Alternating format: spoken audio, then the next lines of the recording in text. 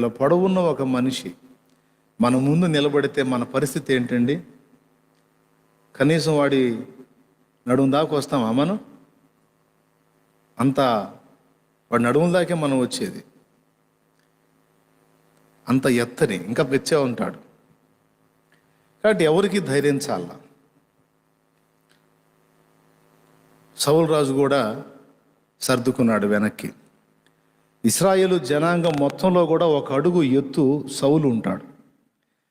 ఇశ్రాయేలీయుడు 6 అడుగులు ఉంటే సౌలు 7 అడుగులు ఉంటాడు. ఉన్నాళ్ళందరిలోకి ఎత్తోడు సౌలే. సౌలు కంటే కూడా వాడు 4-5 అడుగులు ఎత్తున్నాడు. ఇంక ఈయనపై వాడి మీద గలబడేదానికి ధైర్యం చాల.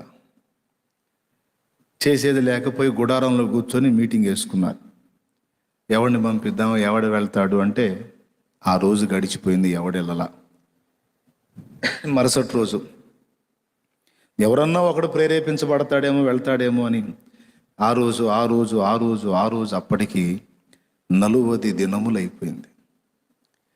40 రోజులైనా ఒక్కడు కూడా ముందుకు రాలా. నేను పోతాను. వాడు రోజుకి వాడి మాటలు ఎక్కువైపోతున్నాయి. స్టార్టింగ్లో కాస్త మర్యాదగా పిలిచినోడు వీళ్ళు వెనక్కి తగ్గేసరికి ఎగతాళి చేయటం ఎక్కువైపోయింది. ఏంట్రా, మీలో సరైనోడు ఒకడు కూడా లేడా? అందరూ దద్దమ్మలేనా?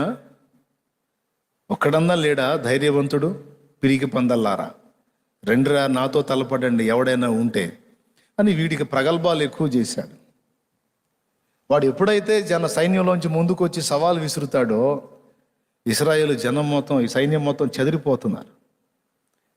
వాడు జనంలో ఉన్నంత వరకు, సైన్యంలో ఉన్నంత వరకు, వాడు బయటికి రానంత వరకేమో వీళ్ళు యుద్ధానికి డి అంటే డి అంటున్నారు. వాడు ముందుకు రాగానే వీళ్ళు ఎటు పడ్డాడు అటు పరిగెత్తుతున్నారు. వాడి చేతిలో ఈటె పొడవు ఉంది. వాడి పర్సనాలిటీ హెవీగా ఉంది. రాక్షసాకారం కలిగి ఉన్నాడు వాడు. పైగా వాడు అంత పర్సనాలిటీ ఉండి కూడా పైనుండి కింది దాకా కవచాలు పెట్టుకున్నాడు. రాగి శిరస్త్రాణం పెట్టుకున్నాడు. మైమరువులు దొడుక్కున్నాడు. అన్ని పకడ్బందీగా ఉన్నాడు. దూరం నుండి ఈటతో కొట్టి చంపుదామన్నా కూడా అవకాశం లేదు. ఈట ఎక్కడ విసరాలి? నిలువెల్ల కవచాలు ధరించుకొని ఉన్నాడు. ఏ కోణంలో ఆలోచించినా ఎవరికి ఏ ఆలోచన తట్టట్లా. ధైర్యం చాలా. వాళ్ళు తిట్టించుకుంటున్నారు, దేవుణ్ణి కూడా తిట్టిస్తున్నారు. 40 రోజులైంది. దేవుడు వాళ్ళకి అవకాశం ఇచ్చాడు 40 డేస్. ఎవడన్నా శత్రువుని నా దృష్టితో చూస్తాడేమో, వాడి విషయంలో నాలాగా ఆలోచిస్తాడేమో అని దేవుడు ఎదురు చూశాడు 40 రోజులు. రాజు స్పందించలా, సైన్యము స్పందించలా, ఎవరు కదల్లా. 40 రోజులు అవస్తుంటే యెషయి కొడుకులు కొంతమంది ఆ యుద్ధంలో ఉన్నారు. దావీదు గొర్రెలకు వెళ్తున్నాడు. ఆ రోజు యెషయి తన కొడుకుని పిలిచాడు, దావీదుని. మీ అన్నోళ్ళు యుద్ధానికి వెళ్ళారు, ఈ యుద్ధం జరిగిందా ఆగిందా ఏం తెలియలేదు, సమాచారం రాలేదు. ఇదిగో నువ్వు వెళ్ళి అన్నోళ్ళ దగ్గరికి ఈ ఆహార పదార్థాలు వాళ్ళకి ఇచ్చి ఆ యుద్ధ సమాచారం ఏమైంది తెలుసుకొని రాయా దావీదని పంపించాడు దావీదుని. ఈ దావీదు బయలుదేరాడు.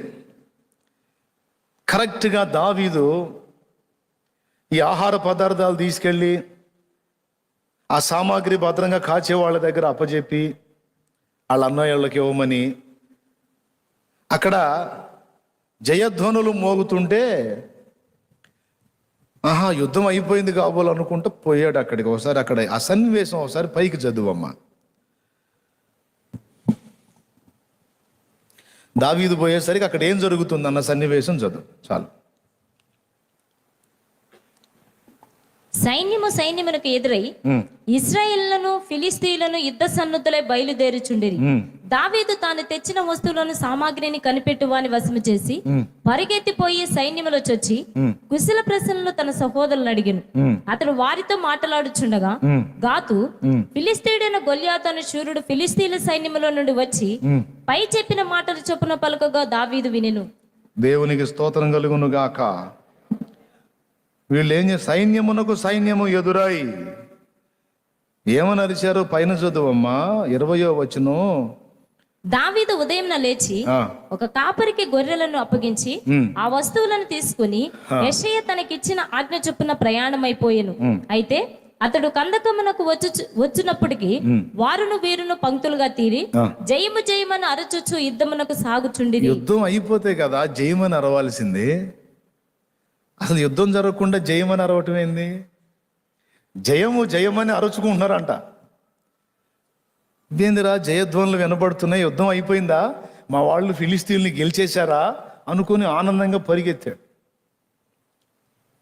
ఆ సామాగ్రి కనిపెట్టే వాళ్ళకి ఇచ్చి ఆ సైన్యంలో జొరబడి వాళ్ళ అన్నోళ్ళని గుర్తించి, అన్నయ్య బాగున్నారా, నేను వచ్చాను, మీ వాడిని తమ్ముడిని వచ్చాను, నాన్న పంపించాడు, మీకోసం ఇది తెచ్చాను అని చెప్పి కుశల ప్రశ్నలు అడిగి ఆ యుద్ధ సమాచారం ఏంటనేది పరిశీలిస్తే ఎక్కడోళ్ళు అక్కడే ఉన్నారు, జయం అని అరుచుకుంటున్నారు. వీళ్ళు కలబడింది లేదు, యుద్ధం చేసింది లేదు, తగలబడ్డది లేదు, జయం అని అరుచుకుంటున్నారు. ఇంతలో ఒక వాడు వచ్చేవారు గొల్యాతు వచ్చి వాడు 4 మాటలు అనేసరికి వీళ్ళంతా ఇక పత్తా లేకుండా పరిగెత్తుతున్నారు. ఇదంతా చూశాడు. అసలు ఏం జరుగుతుంది ఇక్కడ? యుద్ధం జరుగుతుందా? యుద్ధం జరిగింది లేదు, ఏమీ లేదు, జయమని కేకలేస్తున్నారు. ఓహో, ప్రోత్సాహం కోసం అరుచుకుంటున్నారేమో అనుకున్నాను. వీళ్ళు పోయి వాళ్ళ మీద ఫైట్ చేసింది లేదు. వాడొచ్చి ఇలాగ 4 మాటలు మాట్లాడేసరికి వీళ్ళంతా పరిగెత్తుతున్నారే అని చూసి విస్తుపోయి, ఏంటి, జీవము గల దేవుని సైన్యమై ఉండి సైన్యములకు అధిపత్యకు యెహోవా సైన్యమై ఉండి పిరికి పందల్లాగా వెనక్కి పారిపోవటమా? అయినా జీవము గల దేవుని సైన్యాన్ని తిరస్కరించుటకు సున్నతి లేని ఫిలిస్తీయునికి ఎంత ధైర్యం అని హృదయంలో గాయమైపోయింది దావీదుకి. భలే రోషం కలిగింది. రాజు సౌలు, దావీదు అన్నలు అందులో ఉన్నారు. ఇశ్రాయేలు సర్వ సమాజం సైన్యం ఎంతమంది అయితే ఉన్నారో అంతమంది దేవుని ఎరిగిన వాళ్లే, వాళ్ళందరూ పేరుకు విశ్వాసులుగా పిలువబడుతున్న వాళ్లే. కానీ వాళ్ళందరి దృష్టి దావీదు దృష్టి వ్యతిరేకంగా ఉన్నాయి. ఈ ఒక్క మాట మీరు బాగా మనసులోకి తీసుకోండి. మనం దృష్టించేటువంటి విధానంలో ఒక మార్పును ఆశిస్తున్నాడు దేవుడు. మన దృష్టిలో ఒక మార్పును ఆశిస్తున్నాడు దేవుడు. అది పాఠం. ఏంటి దృష్టిలో మార్పు ఏంటి అంటే, సహజంగా అందరూ చూసే దృష్టితో ఒక దేవుని సంబంధి చూడటానికి వీల్లేదు. ఒక దేవుని సంబంధి దృష్టి సహజాతీతంగా ఉండాలి, అంటే సహజత్వానికి వ్యతిరేకంగా ఉండాలి అనే పాఠం ఇక్కడ మనకి దేవుడు దాచిపెట్టాడు, రాసిపెట్టాడు అనుకోండి. అందరేమో వాడి పొడవుని, వాడి లావుని, వాడి ఎత్తుని, వాడి యుద్ధ నైపుణ్యాన్ని, వాడి సీనియారిటీని, వాడి బల్లెపు పొడవుని, వాడి ఈట పొడవుని, వాడి డాలు వెడల్పుని ఇవన్నీ చూసుకొని గందరగోళంగా పరిగెత్తిపోతా ఉన్నారు. ఇది వీళ్ళ దృష్టి. కానీ అదే మనిషిని దావీదు చూశాడు. కానీ దావీదుకు వాడేమనిపించట్లా. ముందు చెప్పినటువంటి విధంలో చూసిన వాళ్ళందరూ కూడా దేవుని బిడ్డలే, దేవుని సైన్యమే. వాళ్ళకు కూడా ఇశ్రాయేలు దేవుడైన యెహోవా తెలుసు. కానీ వాళ్ళకి దేవుని దృష్టితో సమస్యను చూడటం తెలియదు. దేవుని దృష్టితో పరిస్థితులను చూడటం వాళ్ళకి తెలియదు. వాళ్ళు నేర్చుకోలా, సాధన చేయలా. ఆఖరికి వాళ్ళ రాజుకు కూడా, సౌలుకు కూడా, వాళ్ళందరూ సహజంగా మానవులు ఏ దృష్టితో అయితే పరిస్థితుల్ని చూస్తారో అదే దృష్టితో వాళ్ళు చూశారు. నేను చెప్తున్నాను, దేవుని బిడ్డ దృష్టి సహజాతీతంగా ఉండాలి. సహజంగా అందరూ ఆలోచించే ఆలోచనలకు భిన్నమైన కోణంలో ఒక దేవుని సంబంధి ఆలోచన విధానం ఉండాలి. దావీదు దృష్టి వాళ్ళలాగా లేదు. వాడి పర్సనాలిటీ అంతా చూసి భయపడిపోతే దావీదుకు అసలు లెక్క అనిపించట్లా. వీడికి ఇంత భయపడుతున్నారు ఏంది? ఒక దెబ్బలో కొట్టేయచ్చు వీడిని, ఏంటి అసలు అని దావీదు చాలా చులకనగా మాట్లాడాడు వాడిని. అంతమంది సైన్యం, 7 అడుగులు పొడవున్న రాజు, దావీదు కంటే పెద్దవాళ్ళైన అన్నయ్యలు అందరూ అందులో ఉంటే ఎవ్వడు పలకని మాట దావీదు పలుకుతున్నాడు. జీవము గల దేవుని సైన్యమును చదువు తిరస్కరించుటకు, జీవము గల దేవుని సైన్యములను తిరస్కరించుటకు ఈ సున్నతి లేని ఫిలిస్తీయుడు ఎంతటి వాడు? బాబా ఎంతటి వాడు అంటే 6 మూరల జానుడు ఉన్నాడని వాళ్ళంతా అదురుకొని వస్తుంటే వాళ్ళందరూ అదురుకున్న అతన్ని చూసి ఇతనంటాడు, వీడు ఎంత, ఈయనెంత, ఈయన పొడవెంత, మహా ఉంటే ఒక 5.5 ఉంటాడేమో అప్పటికి. చిన్న వయసు వాడు, కాస్త బాల్యప్రాయం దాటి కొంచెం యవన ప్రాయంలోకి వచ్చాడు. వాని పర్సనాలిటీతో పోల్చుకుంటే ఇతని పర్సనాలిటీ అసలు లెక్కలోది కాదు. అక్కడ 6 అడుగులు 7 అడుగుల వాళ్ళే వెనక్కి దగ్గర కూర్చున్నారు. ఈ 5.5 వాడు వచ్చి అసలు ఈడెంత అంటున్నాడు. ఆశ్చర్యం కదూ. సహజంగా ఆ మాట అన్న దావీదుని మిగిలిన వాళ్ళు ఎట్ట చూస్తారో ఒకసారి చెప్పండి నాకు. ఈ మాట దావీదు పలికాడు, ఆ మాట అన్న దావీదుని మిగిలిన వాళ్ళు ఎట్లా చూస్తారు, ఎట్లా ఆలోచిస్తారు? పిల్లోడు కదా, పిల్ల చేష్టలో పిల్లోడు కదా, ఆడిది పిల్ల బ్రెయిన్, పిల్ల ఆలోచనలో అని కొంతమంది వెటకారంగా మాట్లాడే వాళ్ళు ఉంటారు కదా. ఒకవేళ కొంతమంది దావీదుని అలా అనుకొని ఉండొచ్చు, పిల్లోడు కదా పిల్ల చేష్టలాగా మాట్లాడుతున్నాళ్లే అని. దేవునికి స్తోత్రం. పిల్లల దగ్గర ఉన్న విశ్వాసం మన దగ్గర ఎక్కడ ఏడిచింది అన్నయ్య? పిల్లల దగ్గర ఉన్న విశ్వాసం మన దగ్గర ఎక్కడ ఉంది అన్నయ్య? అవతారానికి పర్సనాలిటీలకి మనం ఉన్నాం కానీ, పేరుకు పెద్దలంగా ఉన్నాం కానీ, మనకన్నీ లాజిక్లు, మనకన్నీ డౌట్లు.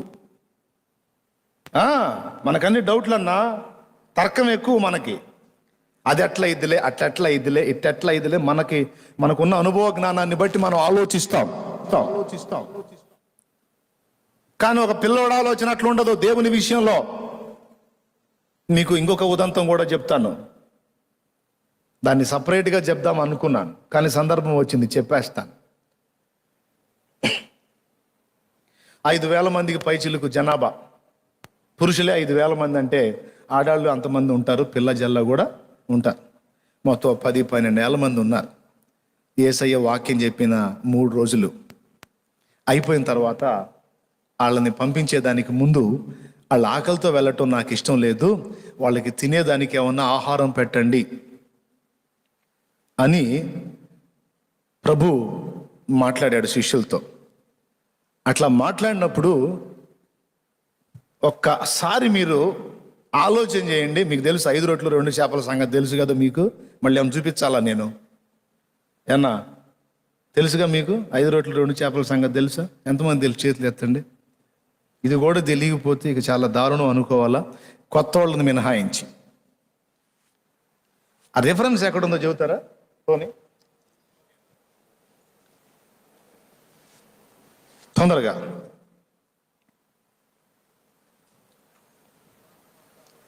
అరే యోహాను సువార్తలో ఉంది.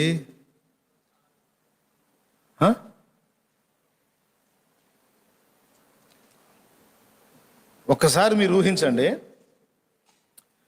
అన్ని వేల మంది జనాభా అక్కడ ఉన్నారు కదా, వాళ్ళందరిలో ఎవరి దగ్గర రొట్టెలు లేవంటారా? ఎవరి దగ్గర చేపలు లేవంటారా? మీరు ఊహించి చెప్పండి కొంచెం. వాళ్ళమ్మ ఆ చిన్నోడికి 5 రొట్టెలు 2 చేపలు ఇచ్చిందో, ఇంకా ఎక్కువ ఇచ్చి పంపించిందో తెలీదు. అతడు కూడా అక్కడ ఉన్నాడు 3 days. ఆ చిన్నోడు కూడా వాడి దగ్గరే, వాడి గంపలో 5 రొట్టెలు 2 చేపలు ఉన్నాయంటే మిగిలిన వాళ్ళ దగ్గర ఉన్నాయా లేవా? పెద్దోళ్ళకి ఆకలి ఎక్కువ, పిల్లలకి ఆకలి ఎక్కువ. మనం 3 సార్లు తినేటప్పటికీ అల్లాడుతాం, వాడు 5 సార్లు కూడా తింటాడు. ఆడతాడు వస్తాడు ఆకలి అంటాడు, ఆడతాడు వస్తాడు ఆకలి అంటాడు. అవునా? 5 సార్లు తిన్నా కూడా అరిగిపోయేది. పిల్లవాడి దగ్గర మిగిలిన ఈ రొట్టెలు అంటే మరి పెద్దోళ్ళ దగ్గర ఉండి ఉండవా? మీరు నోరు తెరవడం, మీకు దండం పెడతాను, గట్టిగా చెప్పండి, మీరన్నా చెప్పండి. ఉంటాయా ఉండవా? పిల్లవాడి దగ్గరే ఉన్నప్పుడు పెద్దవాళ్ళ దగ్గర ఉండవా? అది పాయింట్. మరి ఎవరన్నా ముందుకు వచ్చారా? ఎందుకని? లాజిక్. వీరికి పెట్టుటకు మీ వద్ద ఏమైనా కలదా అంటే, ఓయమ్మో ఇంతమందికి పెట్టడానికి మన దగ్గర ఉన్న ఈ గంపలో ఈ 10 రొట్టెలు ఏం సరిపోతాయి, ఈ 20 రొట్టెలు ఏం సరిపోతాయి అనుకున్నారు. వీరికి పెట్టుటకు మీ వద్ద ఏమైనా ఆహారము కలదా అన్నప్పుడు పెద్దవాళ్ళ దగ్గర తర్కం పనిచేసింది. తర్కం పనిచేసినప్పుడు ఏం జరిగిద్దంటే విశ్వాసం మీకు అక్కడ పనిచేయదు. తార్కికంగా ఆలోచించిన వాడు విశ్వాసాన్ని ప్రయోగించలేడు. విశ్వాసం ప్రయోగించాలంటే నీ తర్కం తీసి పక్కన పెట్టాలా. మానవ తర్కం, విశ్వాసం 2 కలిసి పని చేయవు. మానవ తర్కానికి భిన్నంగా ఉంటుంది విచిత్రంగా విశ్వాసం. తర్కానికి భిన్నముగా నమ్ముటయే విశ్వాసం. ఏమయ్యా, పైనుంచి నీళ్లు పడతాయంటే మానవ తర్కం ఒప్పుకుంటుంది. అగ్ని పడిద్దంటే ఒప్పుకుంటారా? ఏంది అగ్ని వాన గురిసిద్దా? ఆ చెవులో ఏమన్నా పూలు కనపడుతున్నాయి అంటాడు వెంటనే. నీళ్లు పడతాయి అంటే ఆ పడిద్ది, వాన పడిద్ది అంటాడు. అంటే మానవ తర్కం ఒప్పుకోదు, సహజమైన విషయాలకే ఒప్పుకుంటుంది. అది ఎలా జరిగిద్ది అంటాడు. కానీ వాక్యం చెబుతుంది మరి అగ్ని వడగాళ్ళు కురుస్తాయని. నమ్ముతాడా? కానీ విశ్వాసం కలిగిన వాడు నమ్ముతాడు. ఈ పిల్లవాడి దగ్గర ఆ చిన్న గంపలు 5 రొట్టెలు 2 చేపలు ఉన్నాయి. ఆకలైతే తిన్నానా అని. యేసయ్య మాటలు దెబ్బకో ఏమో వాడికి ఆకలైనట్టు లేదు, అయినా కాస్త కూస్తో తిన్నాడేమో. చాలా సరుకు మిగిలింది వాడి దగ్గర, 5 రొట్టెలు 2 చేపలు మిగిలినాయి. మీ దగ్గర ఏమన్నా ఉందా అనగానే చాలా మంది పెద్దోళ్ళు ఉన్నారు, వాళ్ళందరి దగ్గర కొద్దో గొప్ప ఉండొచ్చు. కనీసం అంతమంది దగ్గర లేకపోయినా కనీసం 10-15 మంది దగ్గర ఉండదా? వేల మంది దగ్గర లేకపోయినా ఉంది. కానీ ఎవ్వరూ ముందుకు రాలా. ఎవరు ముందుకు వచ్చాడు మరి? పిల్లోడు ముందుకు వచ్చాడు. వచ్చేమన్నాడు? నా దగ్గర ఇది ఉన్నది. ఇంకా వేరే మాట ఏం మాట్లాడలా. యేసయ్య అడిగాడు, ఇదిగో.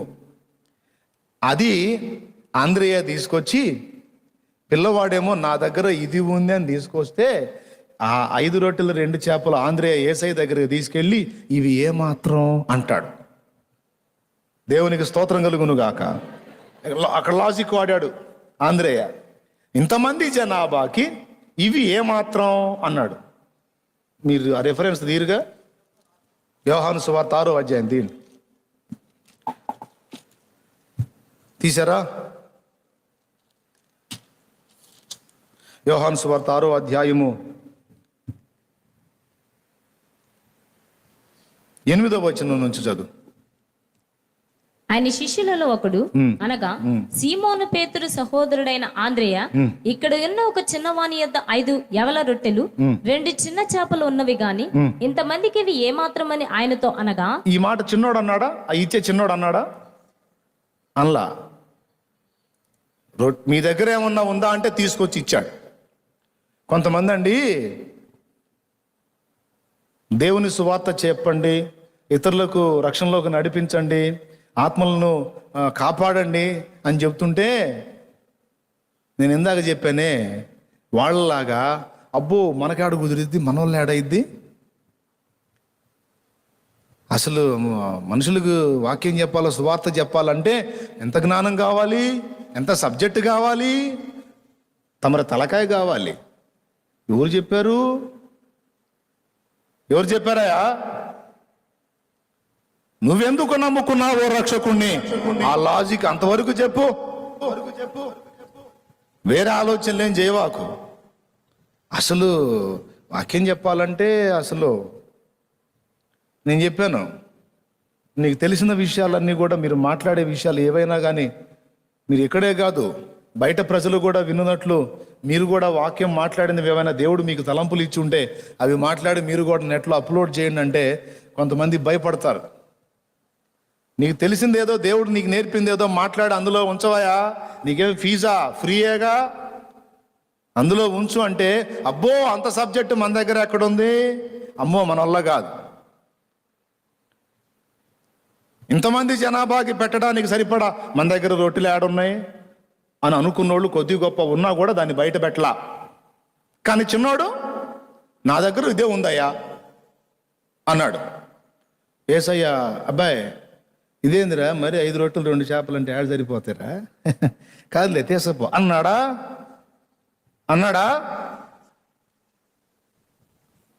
సబ్బాష్. అందరూ కాస్తో కూస్తో కలిగి ఉన్న ఎవడో ముందుకు రాలేదురా, నువ్వు వచ్చావు, నీ దగ్గర ఉన్నది అదే చాలు. ఆ చిన్నవాడు ఇచ్చినవి మాత్రమే తీసుకున్నాడా? అబ్బాయి చిన్నోడు కాసిన ఇచ్చాడు అయ్యా, ఇంకెవరి దగ్గర ఏమైనా ఉన్నాయా అయ్యా అన్ని పోగు చే అన్నాడా? ఏమల్లా? హలో, చాలా సీరియస్గా వినండి, జాగ్రత్తగా వినండి, మైండ్కి ఎక్కించుకోండి. కొంతమందికి కాస్తో కూస్తో దేవుడు కృపనిచ్చి ఉంటాడు. దరిద్రం ఏందో చెప్పనా? దాన్ని బయట పెట్టరో, దాన్ని వాడరో, దేవుని కొరకు వినియోగించరో. అదేంటంటే వీళ్ళ తర్కం, తలకాయ నిండా తర్కమే. ఈ తర్కాన్ని ఉపయోగించి మనకి అడుగు కుదిరిద్దిలే, అసలు మనకు అది అది అది దాని లెక్క వేరులే, అది వాళ్ళు, అది సేవకులు, అది సేవకుడా నువ్వేం చేయవా? దానికి చాలా సరుకు కావాలా, చాలా జ్ఞానం కావాలా? నీ దగ్గర ఉన్నది తీసుకొచ్చి ఆడబెట్టవా ఆయన ముందు, నా దగ్గర ఉన్నది ఇదే ప్రభువా అని ఉంచు.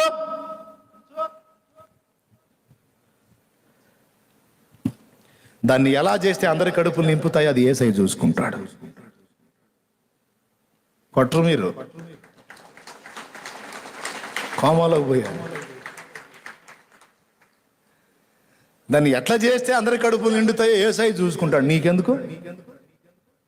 నీకు దేవుడిచ్చింది ఏదో మాట్లాడు. ఎవరెవరినో చూసి అబ్బో ఆయనంతా ఈయనంతా ఆయనంతా అని ఎందుకు ఆగిపోయా?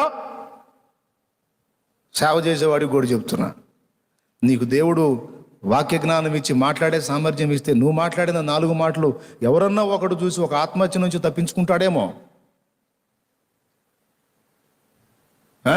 భక్తి జీవితంలో నీ నుండి వచ్చిన 4 మాటలు అనుకోకుండా వాని చెవిని బట్టి ఆ మాటలను బట్టి మారు మనసు పొందుతాడేమో. అదంతా పెద్ద వాళ్ళు చేసే పనిలే, మన వల్ల కాదని ఎందుకు నిన్ను నువ్వే దిగజార్చుకున్నావు పిచ్చి తర్కం ఉపయోగించి? అందరికీ చెప్తున్నా, చిన్న పిల్లలు వాళ్ళ సైకాలజీ వేరు, వాళ్ళ విశ్వాస ప్రయోగం అంటే వాళ్ళ దగ్గరే చూడాల, అట్లా ప్రయోగిస్తారు. మీ దగ్గర ఏమైనా ఉందా అంటే ఏ లాజిక్ ఆలోచించలా, మెల్లగా తీసుకొచ్చి యేసయ్య అడిగాడు కదా, మా అమ్మ తినమని ఇవి ఇచ్చింది, నా దగ్గర ఇవి ఉన్నాయి అని తీసుకెళ్ళి ఆంధ్రయ్యకి ఇస్తే, ఆంధ్రయ్య తీసుకెళ్ళి యేసయ్య దగ్గర అంటాడు, ఇంతమందికి ఇవి ఏమాత్రం, నాకు తెలిసి యేసయ్య చూసి ఉంటాడు ఆంధ్రయ్యకి వెళ్ళి, ఏం మనిషి ఆంధ్రయ్య నువ్వు అని. ఆ పసివాడికి ఉన్న నమ్మకం నీకు లేకపోయే, ఏమాత్రం అంటే అవి తీసుకెళ్ళి పంచుదాం అనుకునే, నేను ఏమన్నా ఉందా అని అడిగింది. నో, నేను ఆశీర్వదిస్తా. వాడి దగ్గర నుండి వచ్చినప్పుడు అవి 5 రొట్టెలు 2 చేపలే. కానీ అవి నా ముందుకు తీసుకొచ్చినప్పుడు, అవి నా ఎదుట పెట్టినప్పుడు, అనేక మంది ఆకలి తీర్చమని నా దగ్గర ఉన్నది ఇదే అని తీసుకొచ్చి వాడు నా చేతికి అప్పచెప్పినప్పుడు అందరి కడుపులో నింపడానికి తగిన ఆశీర్వాదం నేను దానికి ఇస్తా అని వాటినే తీసుకొని విరిచి ఇచ్చాడా, లేకపోతే ఇంకేడ నుంచి తెప్పించాడా? వాటినే ఆశీర్వదించి విరిచి ఇవ్వటం మొదలు పెడితే విరుస్తూ ఉంటే వస్తున్నాయి. మళ్ళీ వేరేది కాదండోయ్, అయ్యే రొట్టెలు అయ్యే చేపలు. పాయింట్ మిస్ అవ్వద్దు. ఏనా కరెక్టేనా? బాగా వాడుతున్నారా తర్కం? దెబ్బలో కొట్టండి అన్న తర్కం. మానవ తర్కం, విశ్వాసం కలిసి ప్రయాణం చేయలేవు. తార్కికంగా ఆలోచించాలంటే అసలు దేవుడు ఉన్నాడా అంటే కూడా తర్కం ఒప్పుకోదుగా. ఉంటే చూపించు. వాడు మొండి తర్కం. తర్కాలు 2 రకాలు ఉందిలే, కుతర్కం, వితర్కం, మంచి తర్కం కూడా ఉంది. మంచి తర్కం బైబిల్లో కూడా ఉంటుంది. బ్లంట్గా పోవాలంటే అసలు తర్కాన్ని పక్కన పెట్టడమే కాస్త. కొన్నిసార్లు న్యాయమైన ప్రశ్నలు కొన్ని అడుగుతారు, వాటికి తార్కికంగా జవాబు చెప్పొచ్చు. కానీ విశ్వాసాన్ని, దేవుని యందలి విశ్వాసాన్ని ప్రయోగించేటప్పుడు తర్కం పనికి రాదని చెప్తున్నా. సువార్త చెప్పేటప్పుడు ఏదైనా తర్కం ఉపయోగించి చెప్పు, నేను కూడా చెబుతా, తప్పులేదు. కానీ నీ విశ్వాసం ప్రయోగించేటప్పుడు దేవునికి నీకు పర్సనల్ విషయంలో మాత్రం తర్కం పక్కన పెట్టి గుడ్డిగా అనుకోవటమే ఆయన మీద. తమ్ముడు అర్థమైందా? ఎట్లా అనుకోవాలి? బ్లైండ్గా అనుకోవాలి ఆయన మీద. ఈ చిన్నోడు నేర్పుతున్నాడు. అంతమంది ఈ ఒక్కడు కూడా ముందుకు రాకపోతే ఏం జరిగేదో ఊహించండి. అందరి కడుపులు నిండాయా? ఈరోజు కొంతమంది దైవజనులు మంచి వాక్య పరిజ్ఞానం కలిగి, చక్కని వాక్ప్రత్యక్షత కలిగిన వాళ్ళు కుంచుకొని మన వాళ్ళు ఏడైద్దులే అని దాగినందున చాలా మందికి సరైన విషయం అందట్లేదు. అందరూ గ్రహించాలి. మీకున్న సామర్థ్యాన్ని దేవుని ముందుంచి, దేవా నాకున్నదే నేను చెప్తున్నాను ప్రభా, అదే అనేక మందికి దీవెనగా మారేటట్టు చెయ్యయ్యా అని నువ్వు అనయ్యా, దేవుడు నిన్ను వాడుకుంటాడయ్యా. ప్రజలు నీకు భజన చేయకపోవచ్చు అయ్యా. నువ్వు వాక్యం చెప్పేటప్పుడు అందరికీ మళ్ళీ అనేక మంది నీకు లైవ్లోకి రాకపోవచ్చు, నీ ప్రసంగాలు వినకపోవచ్చు. కానీ విన్నవాళ్ళు కొద్ది మంది అయినా వాళ్ళు మేలు పొందుతారుగా. ఇతరులతో పోల్చుకొని ఘనత నాశించొద్దు. నీకు తెలిసినంత వరకు నువ్వు దేవుని ముందు ఉంచమ్మా. సలోమే, అంతేనా? మన వాళ్ళు ఏడైతే అని ఊరుకుంటావా? నీకు తెలిసినంత వరకు నువ్వు దేవుని పని చేయాలి. వెళ్ళిపోతుంది ముందుకి దేవుని రాజ్యం. దావీదు దృష్టి, ఈ చిన్న పిల్లవాడి దృష్టి ఇతరులకు హాస్యాస్పదమేమో కానీ అది దేవుని దృష్టి. ఏ దృష్టి? దేవుని దృష్టి.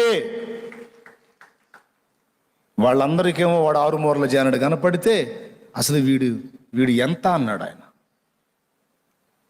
మారొద్దు, మన దృష్టి విధానం మారాలి.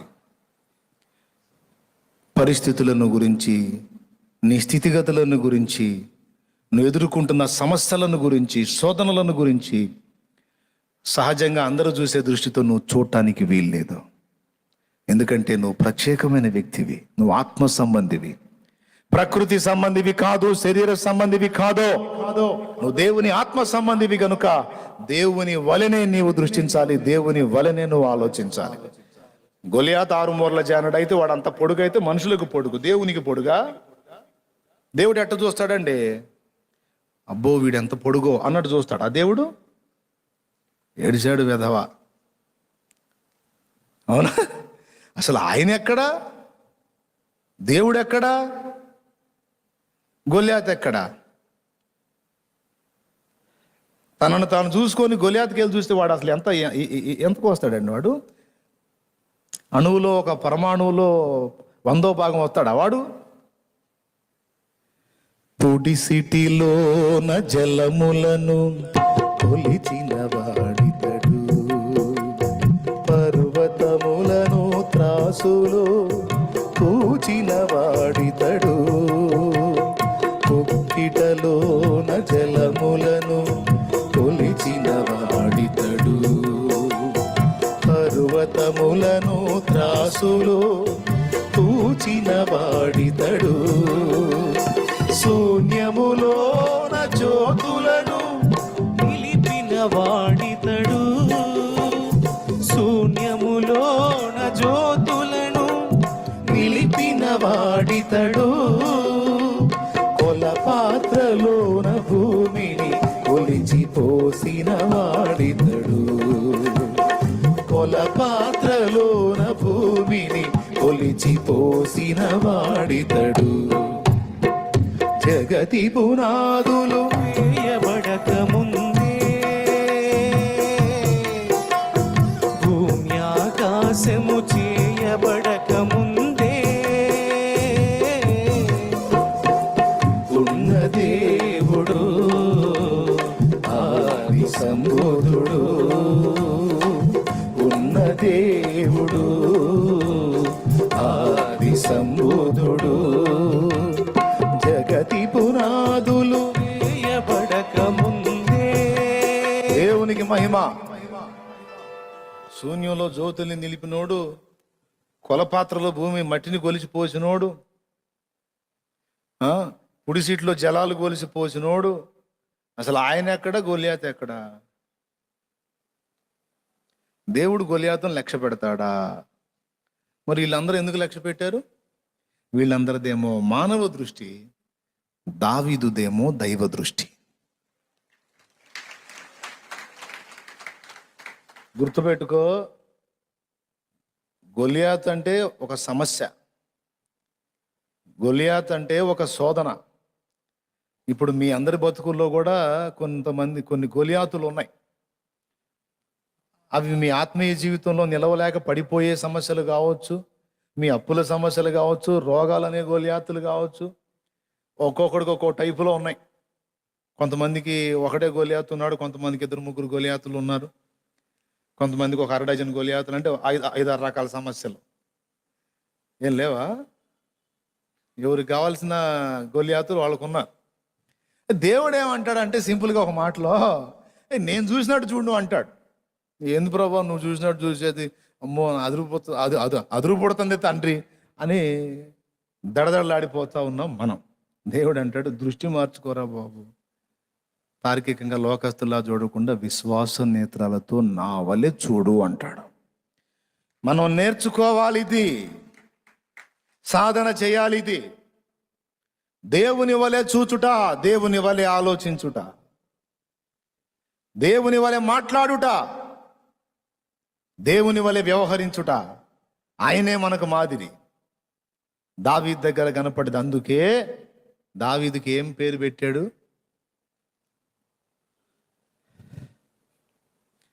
దేవుని చిత్తానుసారమైన మనస్సు గలవాడు. ఒక పరిస్థితిని చూసి దేవుడు ఎలా ఫీల్ అవుతాడో దావీదు అలానే ఫీల్ అవుతాడంట. అంటే తన వలె ఎవరు దృష్టించగలరో, తన వలె ఎవరు ఆలోచించగలరో దేవుడు కనిపెట్టాడు. అంతమంది సమూహంలో ఒక్కడంటే ఒక్కడు కూడా కనపడలా, ఒకే ఒక్కడు కనపడ్డాడు. అతడు దావీదు. తర్వాత ఇది అయిన తర్వాత ఇశ్రాయేలుకు దావీదే రాజయ్యాడు. దేవుని వలె చూడటం. దేన్ని?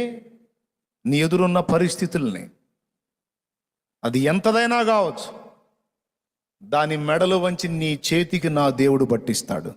కొట్టు, దేవునికి మహిమ చెల్లించు గట్టిగా.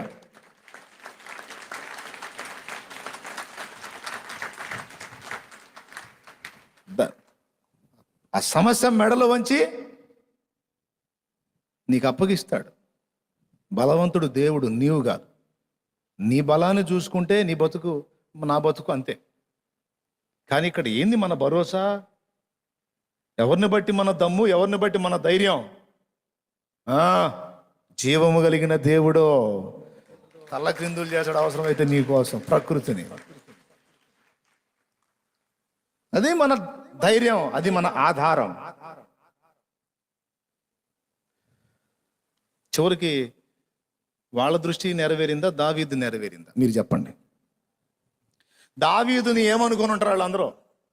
పిల్లోడ్రా, ఏం తెలుసు? వాళ్ళ అన్నయ్యోళ్ళు అయితే ఏమన్నారు? చదువు ఒక ముక్క ప్రార్థన చేస్తాను నేను. వాళ్ళ అన్నోళ్ళు ఏమన్నారమ్మా? అతడు వాడితో మాట్లాడినది అతని పెద్ద అన్నయ్యకు ఎలియాబునకు వినబడగా, ఎలియాబునకు దావీదు మీద కోపం వచ్చి అతనితో, నీవిక్కడికి ఎందుకు వచ్చితివి? అరణ్యములోని ఆ చిన్న గొర్రె మందను ఎవరి వశము చేసితివి?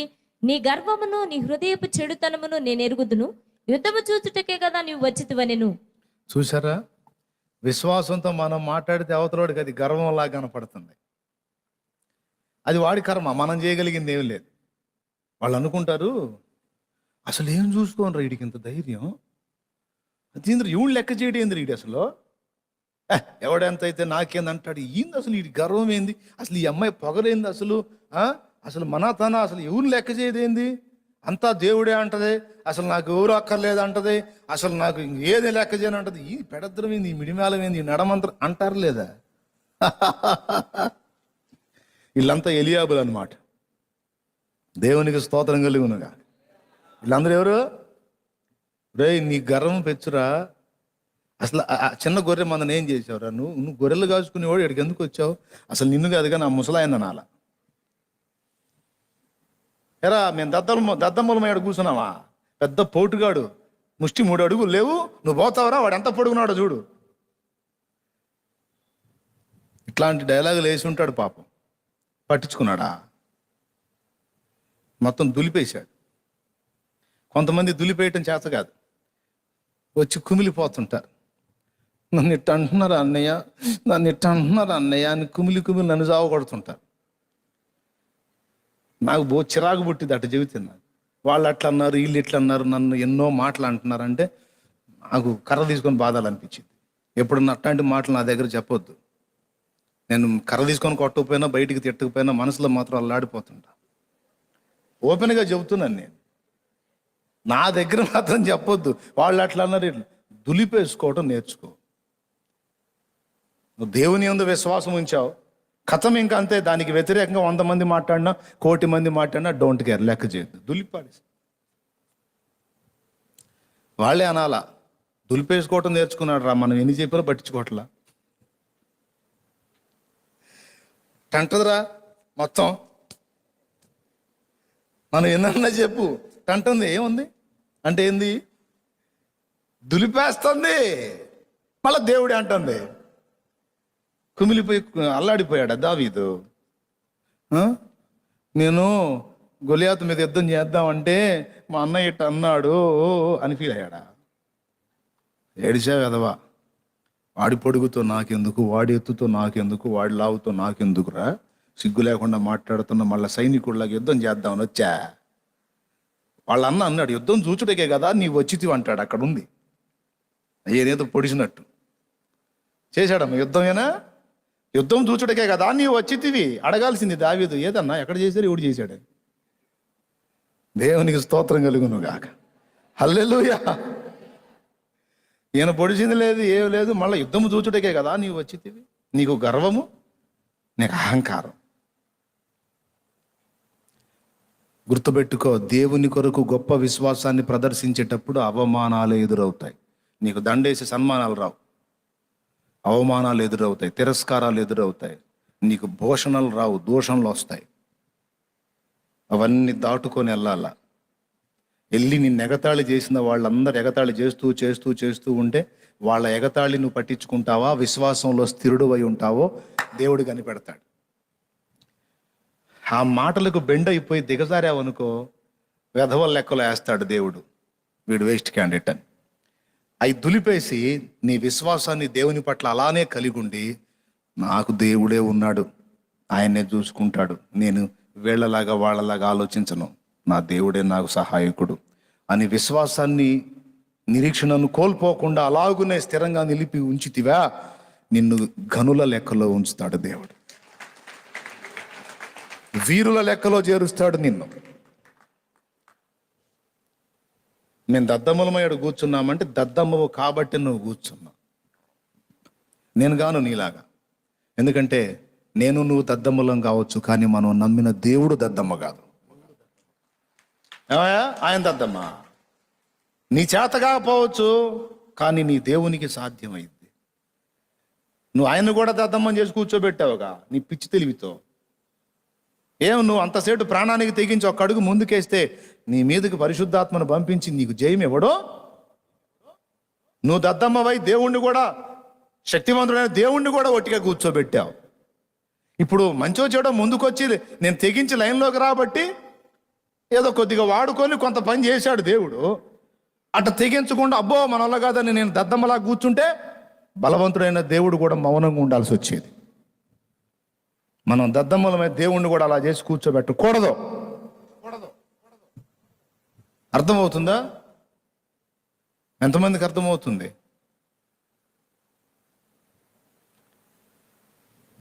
దావీదుకి ఇష్టం లేదు. వాడనే మాటలు వింటా నేను ఇంకా బతికుండే కంటే ఆ యుద్ధ రంగంలో చస్తే మాత్రమేమి నాకు, చంపితే దేవుడు నాకు సాయం చేస్తాడు, వాడిని వైనం చేస్తా, లేకపోతే ఆ యుద్ధ రంగంలో వీరుడిగా చస్తా.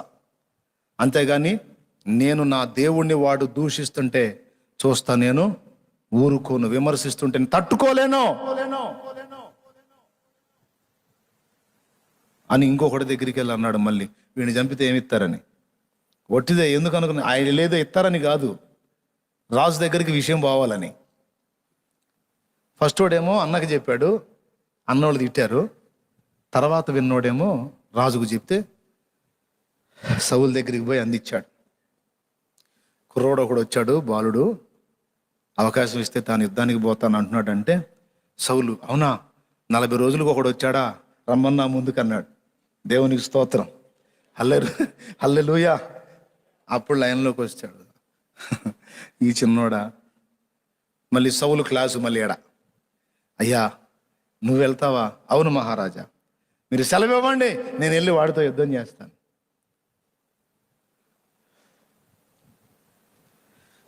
ఏం చేస్తుంటావు నువ్వు అన్నాడు. గొర్రెలు కాస్తుంటానండి. అది చిన్నవాడివి, గొర్రెలు కాస్తున్నావు, నీకేం తెలుసు?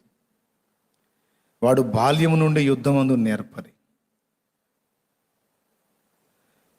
వాడి ఈట ఎంత పొడుగుందో చూసావా అని వాడి కొలతలు, వాడి గొప్పతనం చెబుతున్నాడు. సార్ ఇవన్నీ నాకు ఎందుకు చెప్తారు? మీరు అనండి, నేను పోయి వాడిని వైనం చేస్తాను. నాకు ఇది కొత్త కాదు. ఎలుగుబంటితో ఫైట్ చేశా, సింహంతో ఫైట్ చేశా, సింహం నోటి నుండి, ఎలుగుబంటి నోటి నుండి నన్ను కాపాడిన దేవుడు వీణ్ణి కూడా నాకు అప్పగిస్తాడు. నాకు విశ్వాసం ఉంది. నువ్వు అనవయా, సిగ్గు లేకుండా 40 రోజులు దౌరిచ్చావు, 40 రోజులు బుద్ధిహీనంగా కూర్చోబెట్టావు. నువ్వు అను.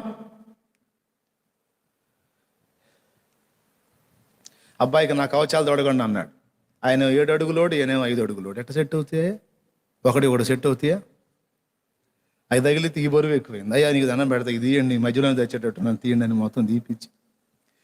కవచాల భద్రత కాదు, యెహోవాయే నాకు కాపుదల. కత్తులు కటార్లు ఈటలు కాదు, ఆయనే నా ఆయుధం.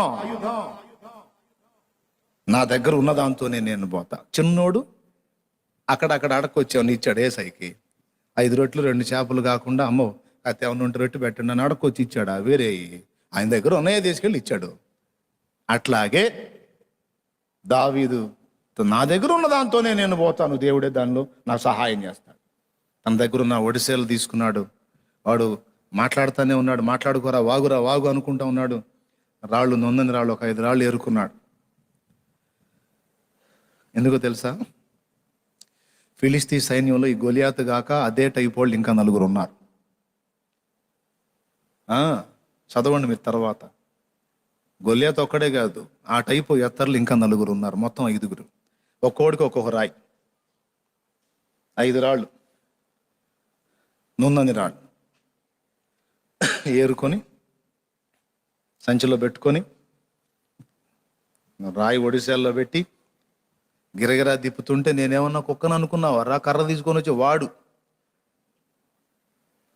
నేనేమన్నా కుక్కను అనుకున్నావారా అంటే దాన్ని ఎందుకురా అవమానపరుస్తావు? అది ఫీల్ అయిద్ది ఆ మాట వింటే. నువ్వు అంతకంటే దారుణం, ఈ దెబ్బతో అయిపోయావురా నువ్వు అని కొట్టేశాడు. ఏం జరిగిందో మీకు తెలుసు.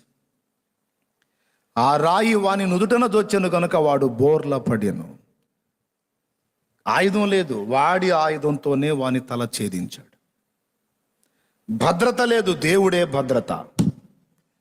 విశ్వాసము అది దేవుని దృష్టితో పరిస్థితులను చూడటం అంటే ఆ కోణంలో చూడాలి. వాళ్ళు చూసినప్పుడేమో అది భయంకరంగా కనపడింది, దావీదు చూసినప్పుడేమో ఇది అంతా అన్నాడు. ఈరోజు నువ్వు ఎదుర్కొంటున్నటువంటి పోరాటం, శోధన, బాధ, సమస్య ఎలాంటిదైనా అది లోకస్తులకు గొప్పది కావచ్చు, నీకు గొప్పది కాదు. ఎందుకంటే నీ దేవుడు సార్వభౌముడో, సర్వాధికారే, చేయగలడాయన ఏ కార్యమైనా. పిరికి బంధంలాగా ఉండొద్దు, విశ్వాసము లేని మూర్ఖతరములాగా మనం ఉండొద్దు. పసిబిడ్డల వంటి విశ్వాసము కలిగి దేవ దృష్టితో ప్రతిదీ కూడా మనం చూచుట సాధన చేయాలి దేవుని వలె. ఈ సంగతి మీలో ఎంతమందికి అర్థమైంది? కొంతమంది చేతులు ఎత్తలు అర్థం కాలేదా? మీకు దండం పెడతా, నా వల్ల కాదు. చాలా స్పష్టంగా అర్థమైంది కదా. ఇప్పుడు మోకాళ్ళు అయ్యి నువ్వు ఏ దృష్టితో చూస్తావో, నీ పరిస్థితుల్ని ఎలాంటి సమాధానం నువ్వు పొందగోరుతావో, దేవుని కొరకు ఎలాంటి పరాక్రమం ప్రదర్శిస్తావో, నీకు తెలిసినంత వరకు ఎంతవరకు ఇతరులకు ఉపదేశం చేసి ఆత్మల్ని సంపాదిస్తావో. అయితే దుర్బోధ చేయకండి, సత్యం చెప్పండి. తెలిసినంత వరకు నీకున్నదాన్ని దేవుని ముందు పెట్టు, పరిచర్యలో వినియోగించో. దేవుడే అదనపు ఆశీర్వాదం ఇచ్చి వాడుకుంటాడు. విశ్వాసంతో ఆయన వైపు చూడు, ఆయన చూచినట్టు ప్రతి పరిస్థితిని చూడు.